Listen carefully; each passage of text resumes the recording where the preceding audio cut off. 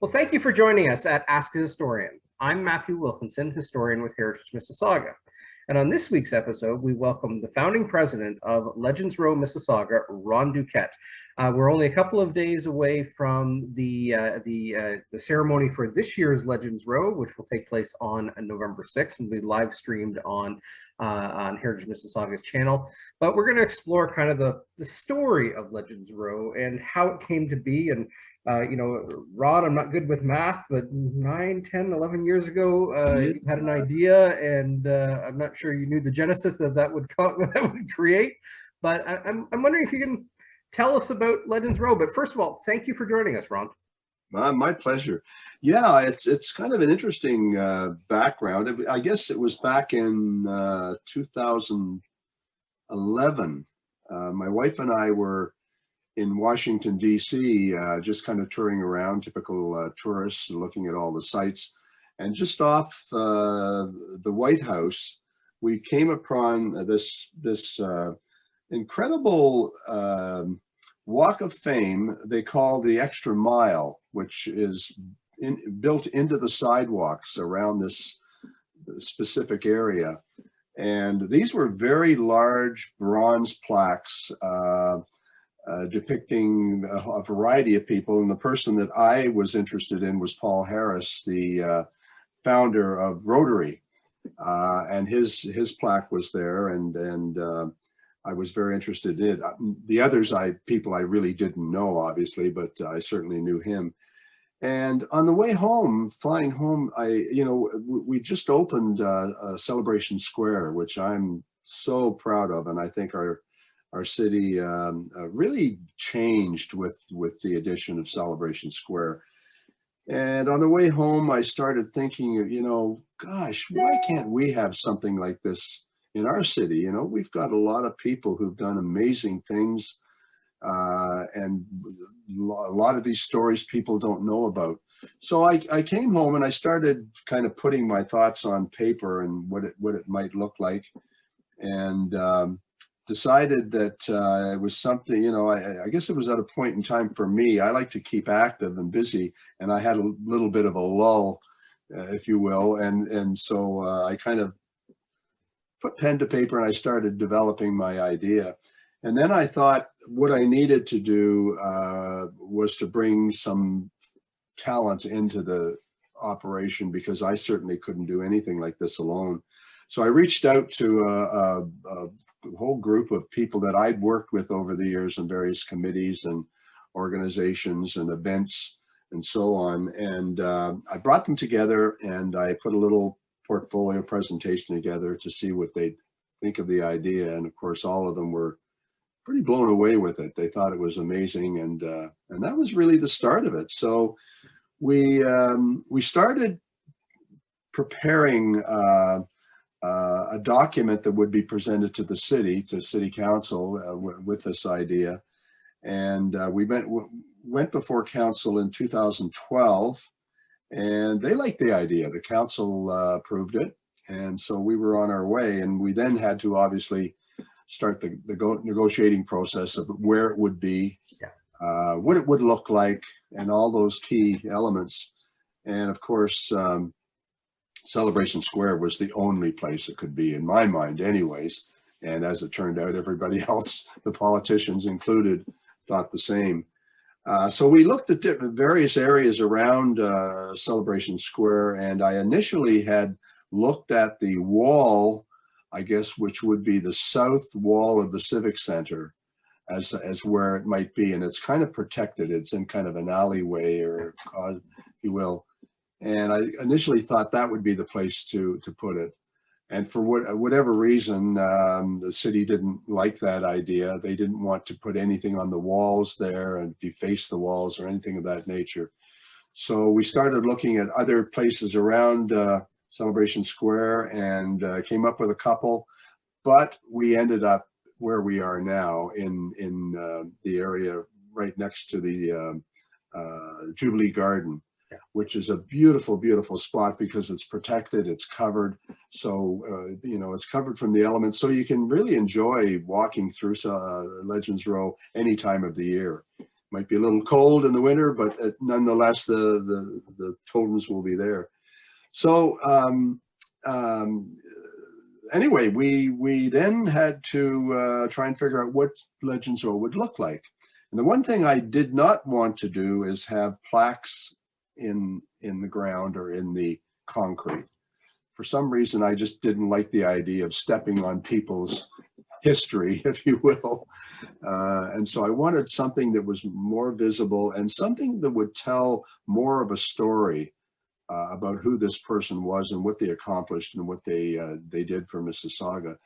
And we started working with the designers, actually, the architects who designed Celebration Square. We brought them into the mix, and they came up with what is now what we call a totem. And it's a 3 or 4 sided freestanding structure. It's about a little over 6 feet high. And what that design allowed us to do, the footprint, first of all, was not very big at all. It was about a foot square for each of these totems. But we could put 3 or 4 inductees on each of these totems.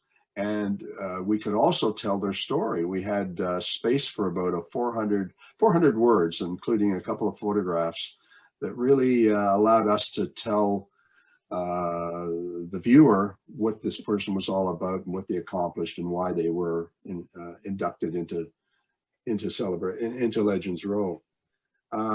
So here we were. We had a location, we had a design, and in 2013 we actually had our first induction ceremony, and it was our largest. We inducted 12 people at that point, and we wanted to kick it off with a bang, if you will. And so we inducted some pretty high-profile people that inductees that a lot of people would know. And it was a great way to kick it off because it was a good turnout. We held it on the square. It was a beautiful day, a sunny day, and I think we had 500 or 600 people there, which on Celebration Square doesn't seem like a lot, but for us it was humongous. I was going to say, if you don't mind, 2013, your big class. Who were some of the people that were inducted then? There's a couple that I remember in my head, and being a hockey nut, Johnny Bauer was right up there. But our honorary patron at Heritage Mississauga was Oscar Peterson, and I know he's part of 2013. And that's right. So who are some of the other people from that first class? Well, the first person I wanted, and this was a personal thing for me, but the first person I wanted to be inducted into Legends Row was Bruce McLaughlin. And he was the gentleman, of course, who developed the downtown core and built Square One and Father of the city. Father of the city, exactly. So Bruce was inducted. You mentioned Johnny Bauer and Oscar. Silken Lauman, of course, we all know Silken from the Olympics. Triumph, our wonderful Gil Moore and his band, who were a big item back in the 70s and 80s. Chuck Jackson. Chuck was inducted not as a performer, but as a community builder for starting the Southside Shuffle and creating what still is the only music festival we have in the city. And it's been running now for about 23 years. So Chuck was inducted. Paul Henderson, famous goal from Russia, of course. We remember Paul. He claims that's the only real goal he ever scored in his career. So, Tommy Hunter, again, a name and a face that everyone knew, watched him on television. And there were a couple of people that weren't necessarily high profile, but had really done some incredible things. And one of them was Lata Pada, who has brought together the South Asian community with her dance creations over the years and just done beautiful, beautiful work in the arts sector. And then Dr. Joseph Wong, again, a name that most people would not recognize, but he was famous for starting Smile China. And that was an organization of a group of doctors who would go to China every year, once a year, and work on correcting cleft palates with children in China with families who couldn't afford to have that done. And this mushroomed and mushroomed, and unfortunately we lost Dr. Wong just before his induction. He died of cancer, but his creation lived on, and I believe still does live on. So those were the 12, and it was a great way to kick it off. What a way. Now, you're one thing I wanted to touch on, and maybe this is a good time to do it because we've gone through the first kind of induction to it, but it's through a nomination process, but there are categories. You reference that there are builders and what, like, can you describe a little bit the process of someone becoming part of Legends Row?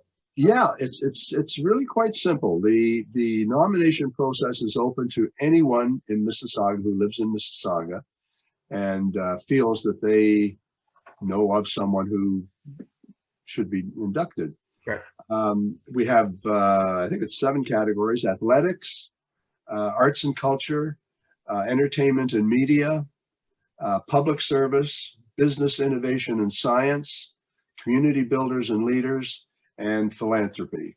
So we've really covered a broad area, pretty well covers everyone, or at least almost everyone can fit into one of these categories. So the process is simple. The nominator goes onto our website, gives us a little bit of information about the person they want to induct, and that all comes back to us. And then we have what we call a community advisory circle, which is part of the organization. And this is a group of people, I think there's 11 or 12 now in the group, made up of different areas of the city. You've got the arts, you've got medicine, education, all various aspects of the city. And these are actually the people who make the decision as to who is going to be inducted into Legends Row. So we, as a board, would go to them once a year, and we would give them all the nominees for that year. And we would say, okay, this year we're nominating 4 people. Who would be your choices? And we get them around a table. We all discuss each of the inductees and their potential. And that's when the decision is made. That decision comes back to our board. And ultimately the board make the decision, but I think in only one case in all those years have we reneged on any inductee that they had recommended. So it's a pretty good track record. We now have 50, including this year, we will have 50 inductees on Legends Row, which is quite remarkable. So is, I know COVID threw a wrench in everyone's plans the last couple of years. This year, correct me if I'm wrong, but you're going back to the previous year's nominees to make sure that they get an honor as well. Is that how is this year's work working? No, this year, the last, first of all, we've always felt that the induction ceremony needs to be live. We thought about a virtual event, and to us it just didn't work. You know, inductees want to have their families there and their friends, and it's a special moment. So we really put the project on hold for 2 years during COVID. Right. So this year we're actually having a double ceremony, and right, we're inducting 8 people. So we will cover, the last one was in 2018. We will cover 19 and 20 this year, and then yet next year we'll get back on track. Right. So how many nominees this year for inductees? 8 nominees this year. So 8 inductees this year. Yeah. So you do four each year typically. Yeah, typically it would be 4 or 3, and the reason for that is that depending on the kind of totem that's going in, right? Some are 3-sided, some are 4-sided. So depending on which one we're going to use in that particular year, like last year it was 3. I'm sorry, in 2018 was 3. And this year we'll have 2 4 panels. Yeah, I guess that's the hard math in the head when you look back and you say, technically we honor kind of at the previous year, the next year sort of thing. So 2 years, but it's up to 2020. yeah, we're always a year ahead of ourselves. Yeah. You know, looking back at the last year is the way we're. So after next year, 2021. Actually, yeah, 2022. Yeah, we'll be inducting 2021. Yes. And so on and so forth. Yeah. I'm not a math person, so I'm trying, you try to get around the. So you did mention that all the inductees together, including this year's, will be up to 50 people on Legends Row. Yeah, 50 people. Yeah. Yeah. And we've already described where it is, which is the colonnade area beside the Jubilee Garden at Celebration Square, right outside the Civic Center.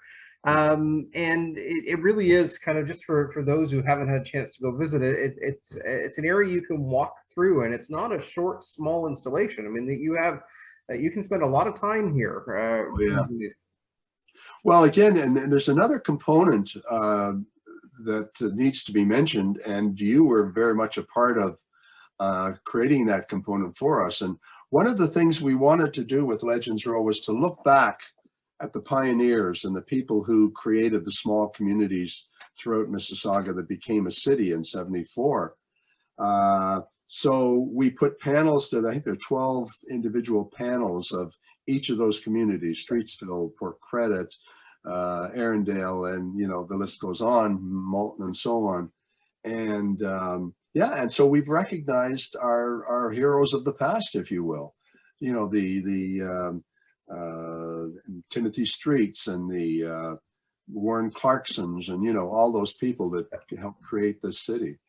No, that for me, that was a wonderful project, and I know I wish I had a perfect memory on conversations, because I recall much of what you spoke about those early years and looking for spaces for it. I remember the talk about the south wall, and then at one point we were looking in that the sculpture where the buffalo in the book used to wear that for a while. I remember that, but kind of my introduction becoming involved in it through Heritage Mississauga was the creation of those interpretive plaques, the heritage plaques for it. And I'm rather ashamed to say that I didn't go for a couple of years to actually see them in place, and then when I did, I was blown away by the installation of it. I encourage anyone to go and see Legends Row at the Celebration Square, because it really is beautiful, and it's a wonderful tribute to those that have really left their mark and helped shape the city of Mississauga. Physically, culturally, artistically, however you want to put it, it really is an amazing collection of people. And I'm already proud to say that I'm from Mississauga, but it makes me more proud to think that we have a human touch to the story that is really captured so well. And so kudos to you. But again, I know you didn't work alone either. So to everyone who's had a hand in it, continued success with it. But so when we look at other honorees, and there's 50 people. We don't, I realize that's an enormous amount, but just maybe tantalize us a little bit in terms of, say, someone wanting to go see it. Who can they? I guess there might be some obvious ones, but maybe some of the surprise people, some of the stories that resonate with you over your many years now of inductees that kind of shape the story of Legends Row. Well, I mean, we talked about the class of 2013.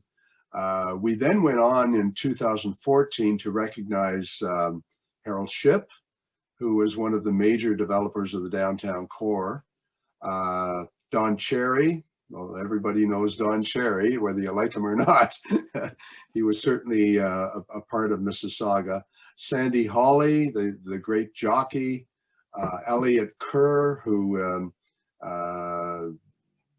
well, he now owns the Ice Dogs, but he's responsible for our marathon and a whole bunch of other things that he's done in the city. Yeah. And so it started to build from there. 2015, Billy Talent, this incredible group of 4 guys from Streetsville who created this punk band and took it around the world and have been a huge success. Not as much in Canada as they are in Europe. They're really very, very popular in Europe. Iggy Caniff, another builder. We had to recognize, obviously, the people who have built this city. It was really important to recognize them, the developers. Some people question the motives of some developers at times, I think, but when you really boil it all down, these are the people that built our city, and they need to be there. Very much so, and I find too, and I don't, I don't want to paint developers with a single brush, and whether it be good or bad, but many of the stories of those early developers, we've already talked about Bruce McLaughlin and E. Caniff and Harold Shipp, and of course there are others, but they not only physically built and planned for the city that would come to be, but there was a great deal of philanthropy associated with them and their legacies. And Yes. I think that, maybe there are two sides of the same coin, but there certainly is a bigger story than just construction. Yeah. And I think Legends Row does a great job of encapsulating that. I remember looking when Iggy unfortunately passed away recently, looking at Legends Row and his listing there for kind of a little bit of that background information to touch on some of the other things he did beyond construction. And it was a rich life, of course. And I think Legends Row does a really neat job of encapsulating the bigger story. Yeah, exactly. Yeah, so those were the early years. We, people like Chuck Ely, well-known quarterback in the CFL, Ron Lennox. Oh man, this was a guy that when we lost him, it was one of the saddest days in our city because he was such a big part of Mississauga. So Ron, it was a natural that Ron be there. In 16, we've got people like Paul Coffey, another athlete, Dr. Colin Saldana, who is a very popular doctor in our city, but is involved in so many other things beyond his medical practice. Ori Fidani, another builder, we recognized him that year. And then, we go on, 2018, Dr. Ruth Hussey. I mean, if it wasn't for Dr. Ruth Hussey, we wouldn't have that beautiful area down in Clarkson that she fought to maintain and make sure that it wasn't lost. And that's the Rattray Marsh, of course. Yeah. George Strombolopoulos, what a great story. This kid from Malton has made for himself, and a very popular broadcaster, and just a really great guy. Yeah. Cool guy, and others. And then last year, or in 2018, Freddie Luke, who was responsible for coaching Silken Laumann to her Olympic medal, was inducted, and Daryl Sittler, another former resident, was inducted.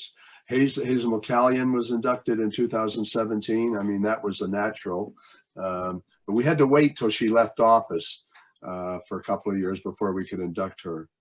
So yeah, those are just a few of the names, but yeah, as you said, if you go down to the Legends Row and walk around, you'll see a lot of others, and you won't recognize your names, but boy, do they have some incredible stories to tell. Well, and I know I'm not alone in this, but many of the names that you've just mentioned are people that I've had a chance to interact with in even a limited way, and have left a mark on me, and to be able to see them honored in Legends Row and to remember them, because some of them again have passed away, unfortunately, and you think, yeah, that's a pretty deserving place to be for what you did. And well, yeah, it is. It's their legacy, and hopefully it'll be there for a long time. One of the things that I like about Legends Row is that if you look around the downtown core at all those high-rise towers, a large number of the people that live in there are people who've come from all over the world. And so they come to this big city of Mississauga, and they have little knowledge about our growth, or how we started, or how this came to be, if you will. And they can walk down Legends Row and familiarize themselves with these people that helped make this all happen. So I think it's a popular place for a lot of the residents that have come to live in the downtown core area. No, absolutely, I think so, and such an add-on, a positive add-on to Celebration Square, and to just the different aspects of being in that space is quite. I mean, it's very close to the Civic Memorial, the new cenotaph that was created. Again, Jubilee Gardens, and in the summertime, the fountain, in the winter, the ice rink. It's a marvelous place. So can you, in a couple of days' time, we're going to have the induction ceremony for 2019 and 2020. Can you walk us through kind of what's going to happen on Saturday and who the inductees will be? Yep, absolutely. Well, the event's going to be held in the Great Hall. It's unfortunately, because of COVID, it's invitation only, but it will be streamed live, as you mentioned, and so people can tune in and watch it. And we have 8 inductees this year. It'll be pretty well standard format, if you will. Each inductee will be covered individually. I've produced a short video on each of them, so as they're inducted, we have somebody introduce them, obviously, and then their video will play, and it really tells their story in 4 or 5 minutes. And they receive their award, and we go on to the next one. The notables this year, Barbara Underhill will be inducted. She a phenomenal pair skater, as we all know, with Martini. Yeah. And brought pride to Canada for so many years in that area. Ronnie Hawkins, what a character. He lived for many years down just off Mississauga Road near UTM. And I guess one of the famous stories about his living here was the time that he brought, or at least Yoko and John Lennon came to spend some time with him, a month, I believe, at his home in Mississauga. And I think that was when they were here with their peace movement and met with Trudeau and all of that years ago. So Ronnie's going to be inducted. Carolyn King is the former chief of the Mississauga, let me get this right, the Mississauga is the Credit First Nation. Mississauga Credits of the First Nations. She's the former chief, but she developed a project called the Moccasin Project. And this is an initiative that hopefully will teach a lot of school children about what those Indigenous people did to, maintain this land and keep it for us and so on. So this Moccasin Project is going into all the schools now, and it's been very, very successful. But she's quite an amazing woman, and we're so proud to induct her. Jack McGregor, a lot of people would know Jack. He started a company back in the 50s that he was way ahead of his time. Would recycle waste and turn it into byproducts that were useful again. And that company is now operated by his daughter, Ellen McGregor. And he was one of our first industrialists. And that's Fielding Environmental. Fielding Environmental is the name of the company, exactly. Jill Heinerth. Now, this is a name no one will recognize, and I was so enthused when I found out about Jill, but she was born and raised here, went to school here, and has become the leading underwater cave diver in the world. Wow. And she has discovered caves throughout the world that no one would even known were there.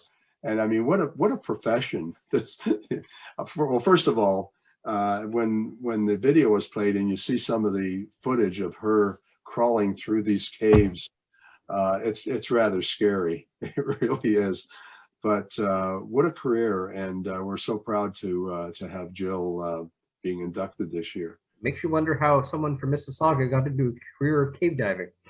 Well, yeah, and she says that when she was a child, she wanted to be an astronaut. So she was obviously very forward thinking at a young age. Right.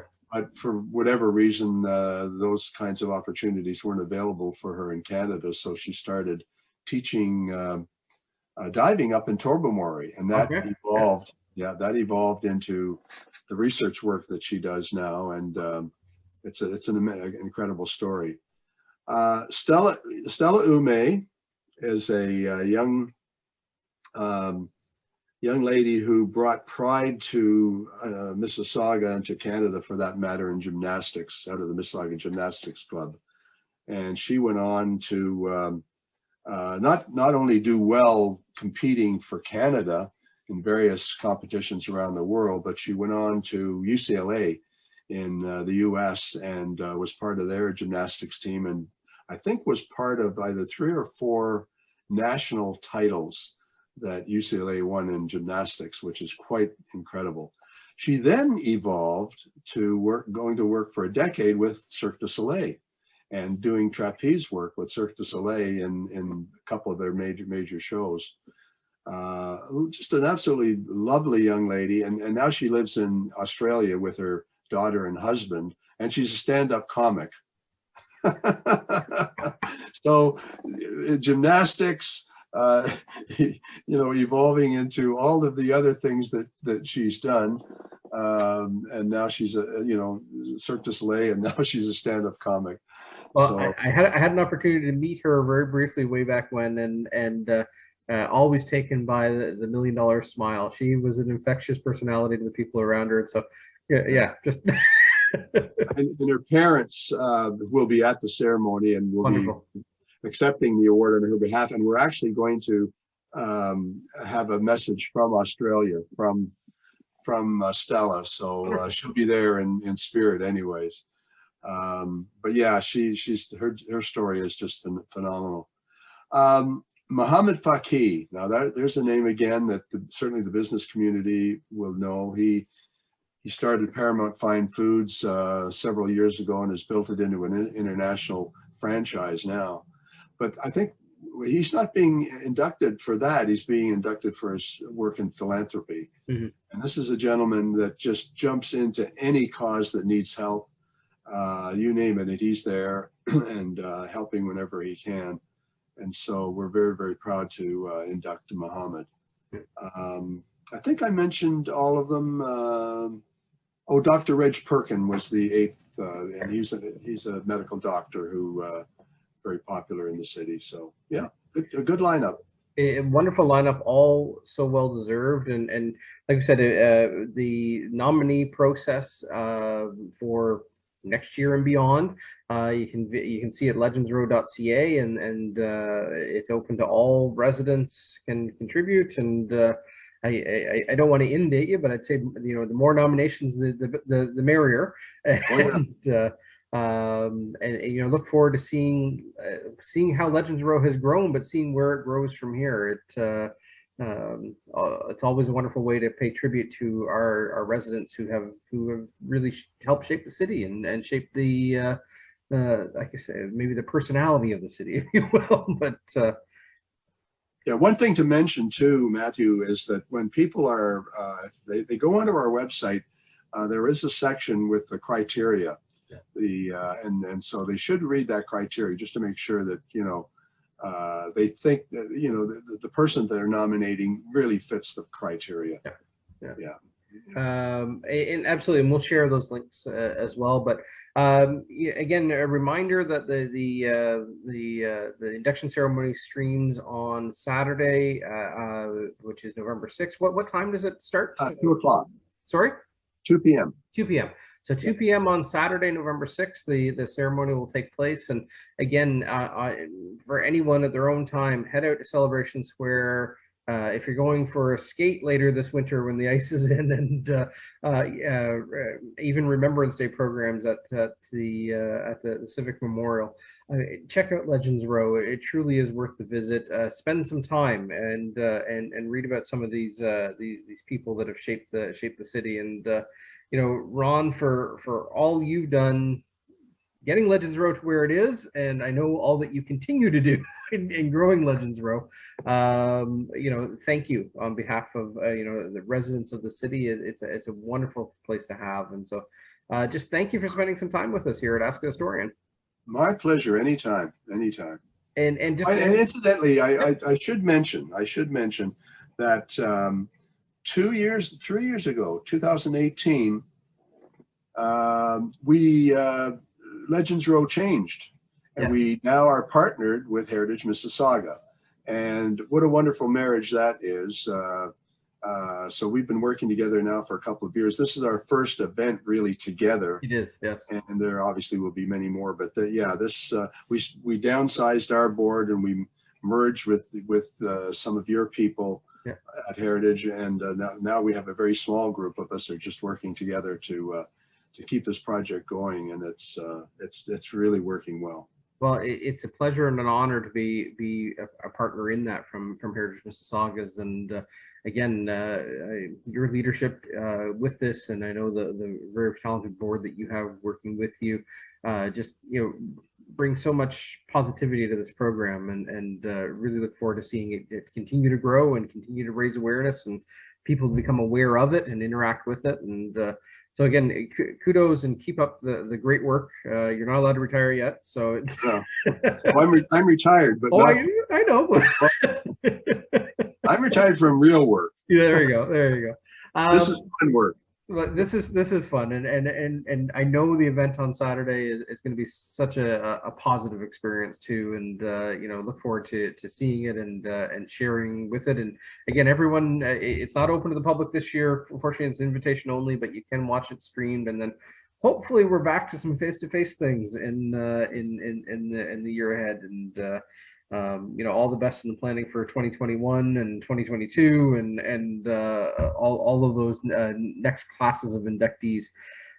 So with that, Ron, thank you for spending some time with us, and to everyone listening, thank you for joining us with Ask a Historian. Keep sending in your questions, and we will explore the fascinating stories of the city of Mississauga together each and every week.